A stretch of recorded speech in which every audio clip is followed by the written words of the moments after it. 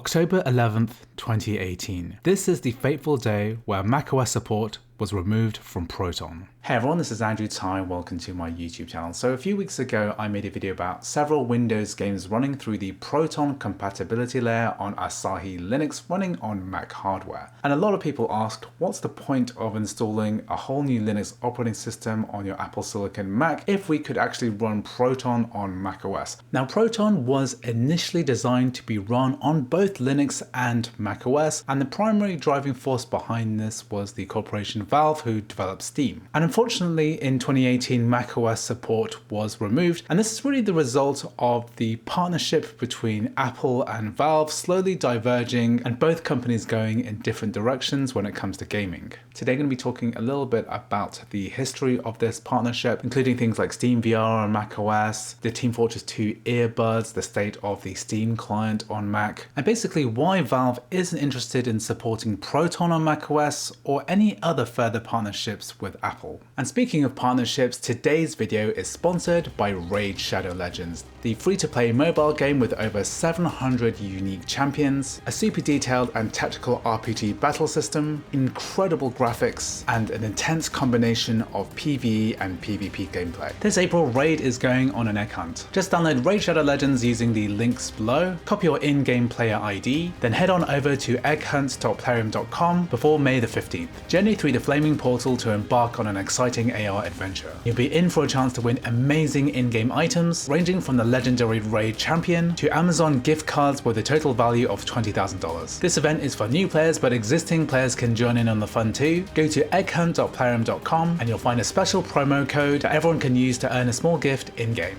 This March was Raid Shadow Legends' 4th anniversary, so happy birthday Raid. To celebrate this, we're going to be looking at 4 different champions from the Raid Shadow Legends roster that we might invite to a dinner party. So the first champion I invite is definitely Herndig, the legendary dwarf. He's a fantastic nuker in almost any type of content. Next up is the Shadowkin Jintoro. This champion is all about fighting one guy and then tearing them to shreds. And next up is Venus, who is an extremely powerful offensive support champion who can put out some serious debuffs on the enemy. And last up is Cardiel, who is a team attack champion who can increase the entire team's crit rate and crit damage all at the same time. Use my link in the description or scan my QR code now to get some insane bonuses, including the epic champion Talia. I've been playing Raid Shadow Legends on my Mac through Windows 11 on Parallels, and it works fantastically. Come and find me under the name Andy Tizer, and I'll see you on the battlefield.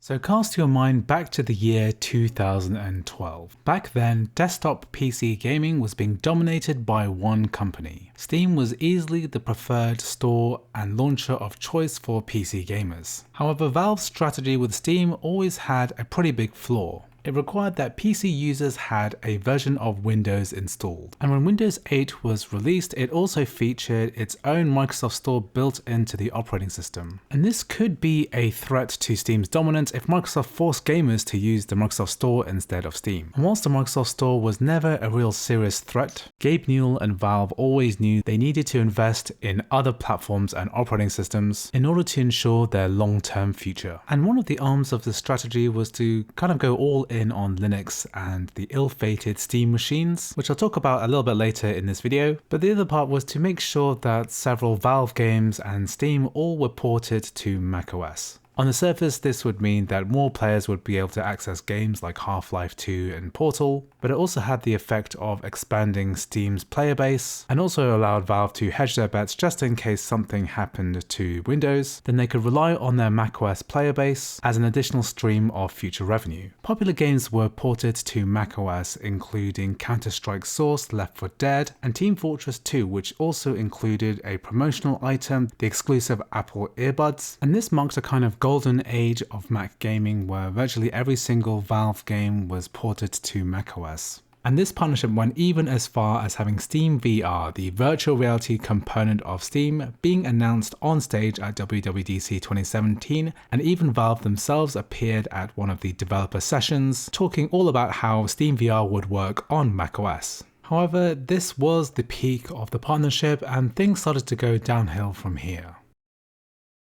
So Apple in 2019 released macOS Catalina, and one of the defining aspects of this version of macOS was the fact that it could only run 64-bit applications. If you had a 32-bit application, then it would no longer run on this operating system. Either the developer would need to update the app to 64-bit, or you were basically out of luck. Now this app apocalypse, where 32-bit games could no longer run on any future version of macOS, was pretty much a disaster for the platform. It would mean that thousands of macOS ports of games which are 32-bit only would no longer work, whether it's running on Steam or something like the Mac App Store, unless it got some kind of update, which in the future we would find out would be extremely rare. And at this stage, Valve had a choice. They could go ahead and update all of the older games, for example Half-Life 2, Portal 2, and get them working on new versions of macOS. However, this never actually happened. To this day, you still can't play many of the most popular Valve titles because Valve never took the time or resources to update them to 64-bit. And Valve didn't just abandon their macOS ports, they also canned the SteamVR macOS project less than 3 years after it was announced. And in a sense, it's quite easy to see why Valve wouldn't see macOS as a particularly attractive proposition. After all, macOS is arguably even more of a walled garden than Windows and the Microsoft Store is. And Apple has the habit of doing silly things like removing 32-bit backwards compatibility, forcing developers to sign and notarize their apps, and also deprecate graphics APIs like OpenGL, and force everyone to use Metal, which is proprietary, and not even have the decency to support Vulkan. And whilst any of these things individually might be enough to convince Valve to abandon macOS, there is actually a completely different reason, and that is the fact that Valve didn't want to be pushed around by other operating systems. It wanted to own its own platform and to control its own destiny and future. So we mentioned Steam machines in the past, which were a bit of a disaster when they were introduced back in 2014. These were console-like gaming devices built in partnership with Valve. And there are dozens of reasons why the Steam machine failed, but I think the main one is the fact that the operating system SteamOS could only run Linux games. And at the time, there were virtually no Linux ports, and so if you bought into a Steam machine, you basically have a very limited library. But with the demise of the Steam machines came the rebirth in the form of the Steam Deck. This handheld gaming device produced by Valve themselves, and eventually being released in 2022, still ran an operating system based on Linux. However, the main difference would be a much larger Windows-based library which could be playable on Linux using something called Proton. This is a powerful compatibility layer which allows Windows games to run through Wine that has eventually become so powerful and polished that it could run many Windows games better on Linux than on Windows itself. And when Proton got its first release, it was for Linux and macOS. But just 2 months into the project and the macOS label was completely removed. And it's easy to see the reasoning behind this. Why would Valve spend time and money getting Windows games to run on Macs when they could be investing in their very own platform and making Proton work as well as possible on SteamOS and the Steam Deck? And this strategy has definitely paid off. The Steam Deck is a runaway success, and I think a major reason for this success is Valve's hyper focus on Proton and bringing virtually the entire Windows Steam library to SteamOS. And you can see from Valve's perspective, any time spent getting games working on macOS is simply a waste of time. For example, Valve is really happy to update games like Portal to improve Steam Deck's performance, whilst the Mac version of Portal remains 32-bit and therefore unplayable on any modern Mac. It would be relatively trivial to update these ports to 64-bit, but doing boring Mac maintenance work for Valve games doesn't really align with Valve's future strategy. However, this isn't to say that Valve has 100% abandoned the Mac. They still updated Steam's Mac client from 32 to 64-bit, even though Steam remains 32-bit on Linux and Windows. So why go through all of the effort if Mac is a dead platform for Valve? And that's because the Steam Mac user base is still quite significant. It remains at between 1 and 2% of all Steam users, which doesn't sound like a lot, but when you have millions of users, it can really add up. And whilst most Valve games have been abandoned on Mac, 2 of the most popular games on Steam still have up-to-date Mac ports, including CSGO and Dota 2.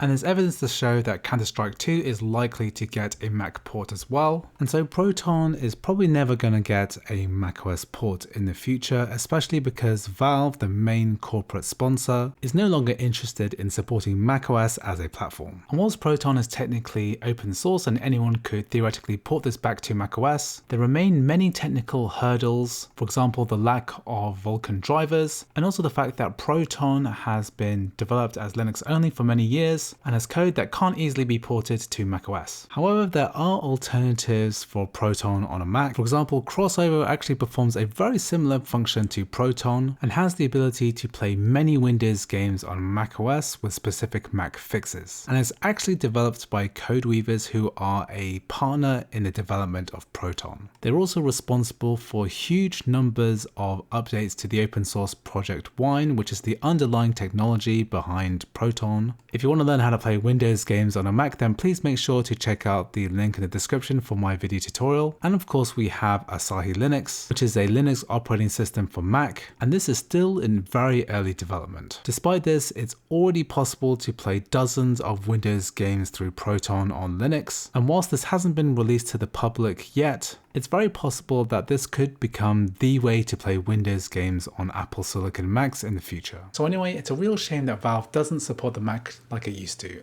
I'm sure that with a little bit of development work, it could completely transform the Mac gaming landscape, but it chooses not to because its focus is in a completely different direction onto the Steam Deck. Anyway, I hope you found this video useful. If you did, please like, please subscribe, and I'll see you in the next video.